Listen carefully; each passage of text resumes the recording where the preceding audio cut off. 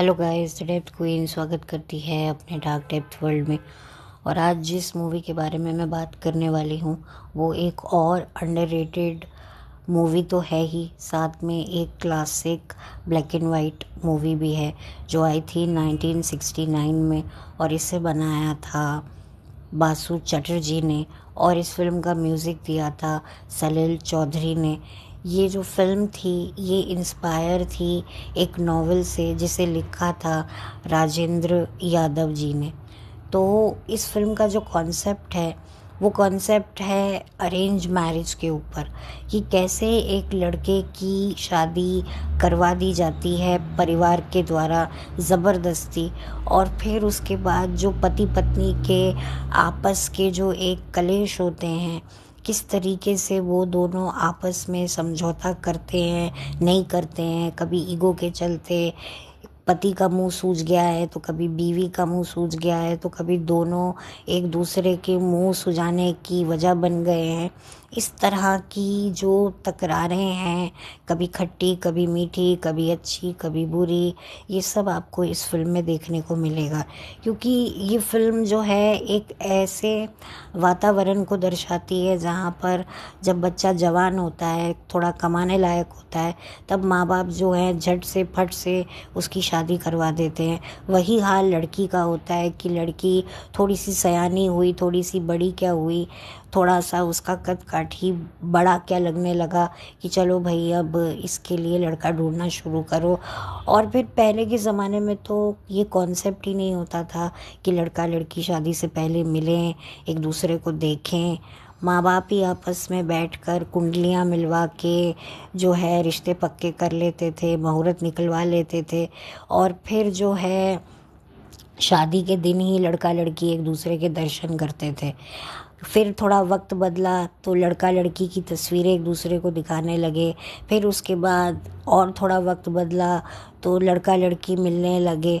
और अब तो वक्त ऐसा आ गया है कि जो गेस्ट होते हैं उनको ये यकीन ही नहीं होता है कि लड़का लड़की की अरेंज मैरिज हुई है, क्योंकि जो उनकी बॉडी लैंग्वेज होती है ना वो इतना ज़्यादा कंफ्यूज कर रही होती है कि भाई, क्योंकि आज भी जो अरेंज मैरिज को हम लोग जिस नज़र से एक ज़माने में देखा करते थे ना, आज वो सारा कॉन्सेप्ट बहुत चेंज हो गया है। और जो लव मैरिज हैं वो तो खैर बहुत अलग ही दिशा में निकल गई हैं, और जो अरेंज मैरिज हैं वो तो बिल्कुल लव मैरिज जैसी ही दिखने लगी हैं। जैसी क्यों, लव मैरिज ही दिखने लगी हैं। तो इस तरह का माहौल हो गया है। लेकिन वो एक वक्त हुआ करता था जब लड़का लड़की शादी के मंडप में ही एक दूसरे को छुप छुप के देखते थे, और उनका एक अलग ही रिएक्शन हुआ करता था। तो यहाँ पर भी कुछ ऐसा ही होता है कि एक अरेंज मैरिज होती है और किस तरीके से पति पत्नी जो हैं संघर्ष करते हैं अपने रिश्ते में, ये आपको देखकर अच्छा भी लगेगा और बुरा भी लगेगा। इस फिल्म के मुख्य कलाकार हैं राकेश पांडे और मधु चक्रवर्ती। मधु चक्रवर्ती के बारे में दुर्भाग्यवश कोई भी ज़्यादा इन्फॉर्मेशन अवेलेबल नहीं है, जिसका मुझे बहुत अफसोस है। और राकेश पांडे जी के बारे में मैं क्या कहूँ, अभी हाल ही में कुछ दिनों पहले ही उनका निधन हो चुका है। और उन्होंने अपने करियर में बहुत ही बेहतरीन फिल्मों में, टेलीविज़न में काम किया है। ख़ास तौर पे भोजपुरी सिनेमा में तो उन्होंने अपनी एक ऐसी जगह बनाई है जो कभी भी भुलाए नहीं भूलती है। तो राकेश पांडे जी की एक तरीके से मैं कहूँ तो ये पहली फिल्म थी, और उन्होंने इस फिल्म के साथ ही अपना फिल्मी दुनिया में कदम रखा था। और अगर आप देखेंगे तो आपको काफ़ी अच्छा लगेगा। जो लोग भी राकेश पांडे जी की फिल्में देख चुके हैं या जो उन्हें सीरियल में देख चुके हैं, उन्हें काफ़ी अच्छा लगेगा राकेश पांडे जी को उनके यंग एज में देखकर। इस फिल्म में दीना पाठक जी भी हैं, जो रत्ना पाठक और सुप्रिया पाठक की मदर हैं, जिन्होंने अपने करियर में काफ़ी अच्छे रोल निभाए हैं। चरित्र अभिनेत्री के तौर पर बहुत ही उम्दा और दमदार रोल किए हैं। और ए के हंगल जी को तो हम भूल ही नहीं सकते। उनका वो एक आइकॉनिक डायलॉग है, अरे इतना सन्नाटा क्यों है भाई। तो इस हिसाब से ए हंगल जी ने भी बड़ी बड़ी फिल्मों में एक बहुत ही महत्वपूर्ण भूमिका निभाई है। तो बहुत ही अच्छे अच्छे किरदार आपको और भी इस फिल्म में दिखाई देंगे, जो अपने अभिनय के बलबूते पर इतनी अच्छी फिल्म को जो है इतनी अच्छे से उठा सके हैं। और इस फिल्म में और भी कई तरह के मुद्दे हैं जिन पर बात की गई है, जो आपको देखकर अच्छा भी लगेगा, बुरा भी लगेगा। आपको सहानुभूति भी फिल्म के पात्रों से महसूस होगी उनके लिए। कभी कभी गुस्सा भी आएगा और कभी कभी आपको ऐसा भी लगेगा कि थैंक गॉड हम इस एरा में नहीं हैं जहाँ पर हमारे माँ बाप हमें भेड़ बकरियों की तरह किसी के साथ भी बांध देते और फिर हमारी शादी करवा देते और कहते आज से ये तुम्हारी बीवी है, ये तुम्हारा पति है।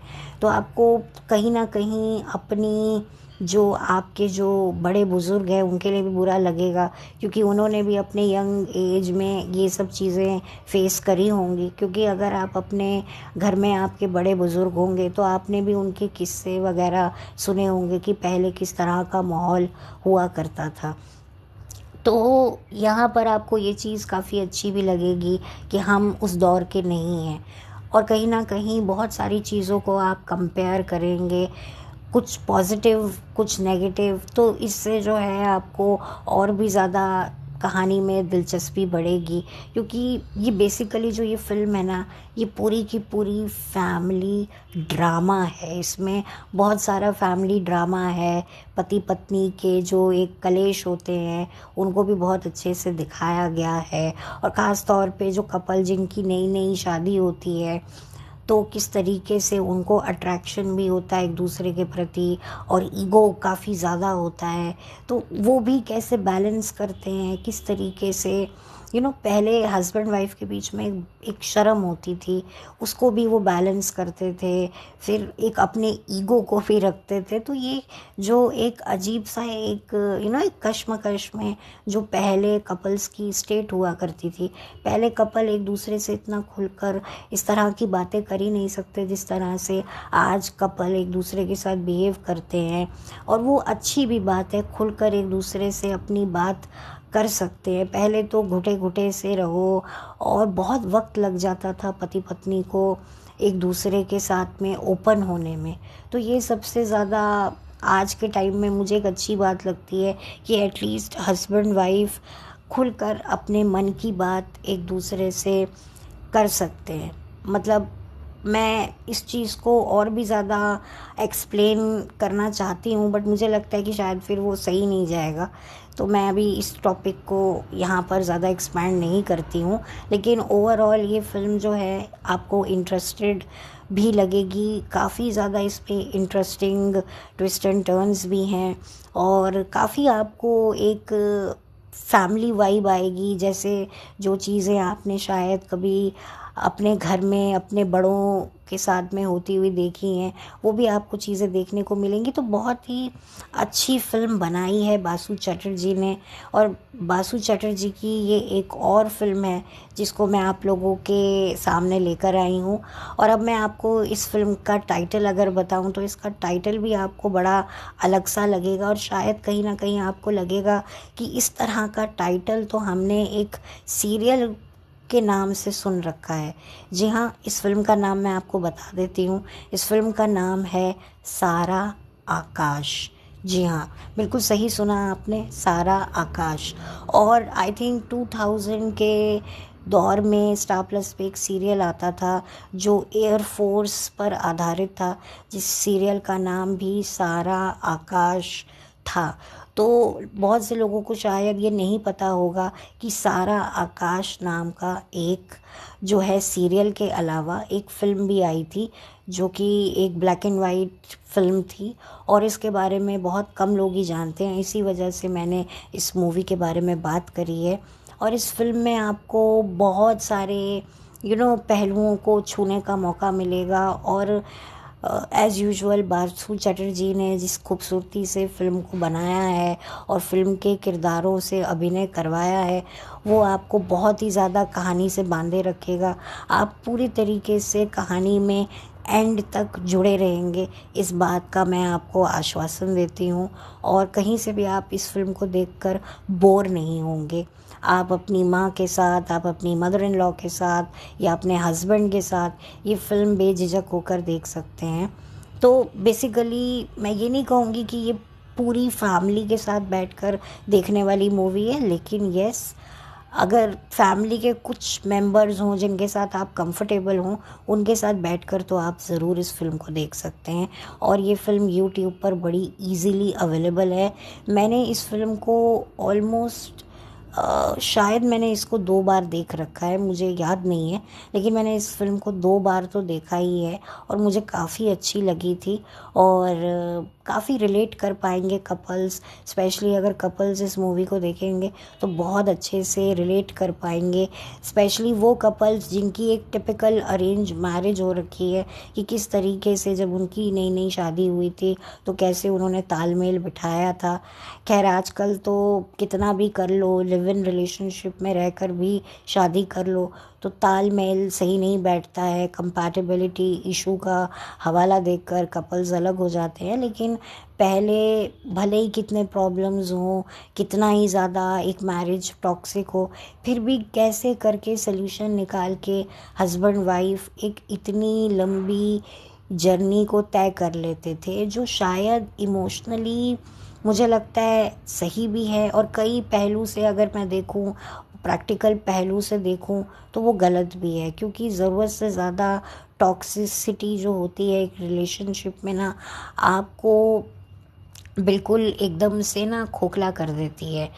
और फिर जब आपके पार्टनर इस दुनिया से चला जाता है ना, तो आपके पास कोई भी इमोशन नहीं होता है उसको बयां करने के लिए, चाहे नेगेटिव हो चाहे पॉजिटिव हो, क्योंकि आपको समझ में ही नहीं आ रहा होता कि भाई उस पार्टनर के जाने के से आपकी लाइफ में क्या आपको फील हो रहा है।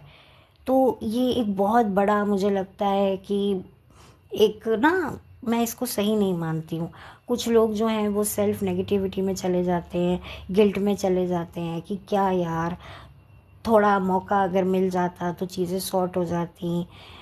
कई मैरिजेस मैंने ऐसी देखी हैं जहाँ पर लिटरली हस्बैंड बोलता है कि भाई हमारी शादी को इतने साल हो गए हैं, बच्चे भी हो गए हैं, लेकिन आज तक कभी हम मियाँ बीवी ने बैठकर चाय तक नहीं पी। तो ये क्योंकि हमारी बनती ही नहीं है, तो ये मुझे सबसे ज़्यादा ख़राब लगता है। और फिर वही हस्बैंड जब चला जाता है इस दुनिया से, तो वाइफ के पास कोई इमोशन ही नहीं होते उसे एज अ गेस्चर प्रेजेंट करने के लिए कि भाई मेरा हस्बैंड चला गया है, मैं रोऊं या हंसूं। वो कहीं ना कहीं खुश भी होती है, लेकिन वो दिखा नहीं पा रही होती है। और दुखी सिर्फ शायद वो इस बात से होती है कि हाँ, अब सारी रिस्पॉन्सिबिलिटी मेरे पे आ गई है, लेकिन कहीं ना कहीं उसकी लाइफ का जो है वो एक बहुत बड़ा स्ट्रेस चला जाता है, जिसको कहीं ना कहीं वो हल्का महसूस कर रही होती है। लेकिन वही वाली बात है कि सोसाइटी के डर से वो भी नहीं बोल पा रही होती है, तो कहीं ना कहीं वो एक कन्फ्यूजन में बैठी हुई होती है। तो बड़ा ही कॉम्प्लिकेटेड हो जाता है मामला। तो इसीलिए मैं कहती हूँ कि रिलेशनशिप में मेहनत करो, लेकिन जब आपको लगे कि नहीं, मेहनत का कोई रिज़ल्ट नहीं मिल रहा है, तो कोई ना कोई तो डिसीजन आपको लेना पड़ता है। क्योंकि फिर वही वाली बात है ना कि एक गलत इंसान के साथ रहने से अच्छा फिर इंसान अकेला रहना ज़्यादा सुरक्षित होता है। क्योंकि एक गलत इंसान के साथ रहकर कभी कभी आपके लिए वो इंसान गलत होता है और उसके लिए आप गलत होते हो। जैसे आपको लगता है कि आप परफेक्ट हो, आप में कोई कमी नहीं है, वैसे सामने वाले को भी लगता है कि वो परफेक्ट है। तो फिर जब तक दो लोग अपनी गलतियां नहीं देखेंगे ना, कभी भी एक रिलेशनशिप स्मूथ नहीं बन सकता है। और प्रॉब्लम और एक पॉइंट पर आ जाती है जहाँ पर एक पक्ष ये कहता है कि भाई चलो हाँ, मेरी गलती है, लेकिन तुम्हारी भी तो कोई गलती होगी, तुम भी तो कोई गलती देखो। क्या सारा टाइम मैं ही गलती देखूं? तो यहाँ पर आकर गाड़ी और ज़्यादा ख़राब हो जाती है।